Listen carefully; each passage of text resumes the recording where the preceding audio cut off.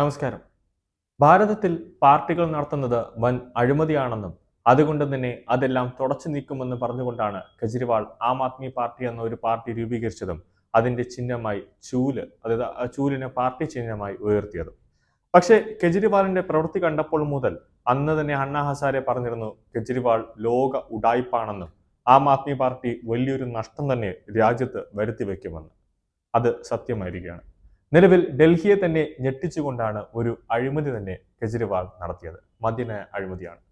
ഇപ്പോൾ കെജ്രിവാളും പാർട്ടിയും നേരെ മൂക്കുകുത്തി വീണത് പടുകുഴിയിലേക്ക് തന്നെയാണ്. ഡൽഹി മുഖ്യമന്ത്രിയുടെ ജാമ്യം സുപ്രീം കോടതി തള്ളുകയും നിലവിൽ ഒരു വർഷത്തിൽ കൂടുതലായിട്ട് കെജ്രിവാൾ ജയിലിൽ തുടരുകയും ചെയ്യുന്ന ഒരു സാഹചര്യത്തിൽ ഡൽഹിയിൽ അടിയന്തരമായി രാഷ്ട്രീയപരമായിട്ടുള്ളൊരു അട്ടിമറി നീക്കമാണ് നിലവിൽ BJP ഇപ്പോൾ നടത്താനായി ഒരുങ്ങാൻ പോകുന്നത്. അതായത് ആം ആദ്മി സർക്കാരിനെ പിരിച്ചുവിടണമെന്ന് ആവശ്യപ്പെട്ട് ഡൽഹിയിലുള്ള BJP MLA-മാരുടെ സംഘം രാഷ്ട്രപതി ദ്രൗപദി മുർമുവിനെ കണ്ട് കൂടിക്കാഴ്ച നടത്തുകയും മുഖ്യമന്ത്രി അരവിന്ദ് കെജ്രിവാൾ ജയിലിലായതിന്റെ പശ്ചാത്തലത്തിൽ ഭരണഘടനാ പ്രതിസന്ധിയാണെന്ന് ചൂണ്ടിക്കാണിച്ചുകൊണ്ട് ഒരു രാഷ്ട്രപതി ഭരണം തന്നെ ഡൽഹിയിൽ നടത്തണമെന്നാണ് BJP ഇപ്പോൾ ആവശ്യപ്പെട്ടിരിക്കുന്നത്. ഡൽഹി നിയമസഭയിലെ പ്രതിപക്ഷ നേതാവ് വിജേന്ദ്ര ഗുപ്തയുടെ നേതൃത്വത്തിലുള്ള പ്രതിനിധി സംഘം രാഷ്ട്രപതിക്ക് മെമ്മോറാണ്ടം സമർപ്പിക്കുകയും ചെയ്തിട്ടുണ്ട്. സംസ്ഥാനം നേരിടുന്ന അടിയന്തരമായ ഭരണഘടനാ പ്രതിസന്ധിക്ക് അടിയന്തരമായ ഒരു പരിഹാരം വേണമെന്ന് ആവശ്യപ്പെടുകയും ചെയ്തിരിക്കുകയാണ്. ആം ആദ്മി സർക്കാരിന്റെ പ്രവർത്തനങ്ങളെക്കുറിച്ചുള്ള ആശങ്കകളും BJP MLA-മാർ രാഷ്ട്രപതിയെ അറിയിക്കുകയും ചെയ്തിട്ടുണ്ട്.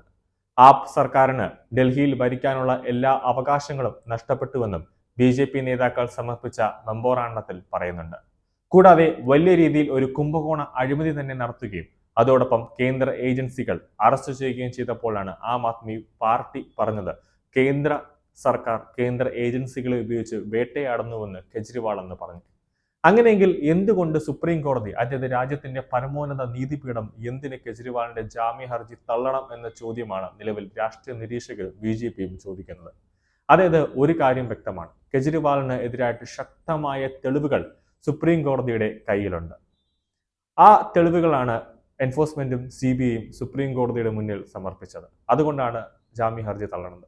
അദ്ദേഹം രാജിവെക്കാൻ വിസമ്മതിച്ചതോടെ സംസ്ഥാനത്ത് ഭരണം പൂർണ്ണമായിട്ടും അവതാളത്തിലായിരിക്കുകയാണ്. സർക്കാരിന്റെ കാര്യക്ഷമത ഇല്ലാത്ത പ്രവർത്തനങ്ങൾ ഡൽഹിയിലെ സാമ്പത്തിക ബാധ്യതയെ തന്നെ ബാധിച്ചു എന്ന് തന്നെയാണ് BJP നേതാക്കൾ ഇപ്പോൾ ഒന്നടക്കം പറയുന്നത്.